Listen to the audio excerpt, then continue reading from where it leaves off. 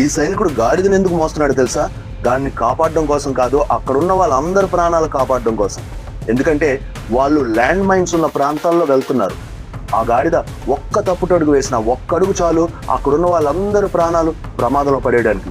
అసలు ఇదంతా ఎందుకు చెప్తున్నాను తెలుసా? మన లైఫ్ లో కూడా ఇలాంటి గాడిదలు ఉంటాయి.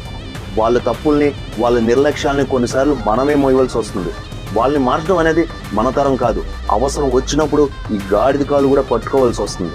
అలా చేయడానికి అర్థం అదేదో వాళ్ళ కోసం మనం తల వంచినట్టు కాదు, వాళ్ళ తప్పులకి మనం మూల్యం చెల్లించుకుంటూ ఉండడానికి. ఎందుకంటే వాళ్ళ తప్పులు చేస్తే శిక్షణ అనుభవించేది మనం కాకూడదు, తప్పదు కదా అని మన జీవితాన్ని బలి చేసుకోకూడదు.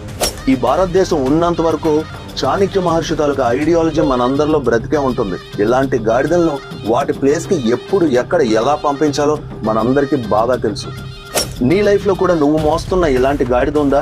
పేరు చెప్పాల్సిన అవసరం లేదు, ఎందుకంటే అది ఎవరో నీకు బాగా తెలుసు. ఇలాంటి వాళ్ళ వల్ల నష్టపోయిన వ్యక్తికి ఈ వీడియోని తప్పకుండా షేర్ చేయి. నెక్స్ట్ ఇంపార్టెంట్ వీడియోలో మళ్ళీ కలుద్దాం. ఫాలో చేయడం మర్చిపోవద్దు.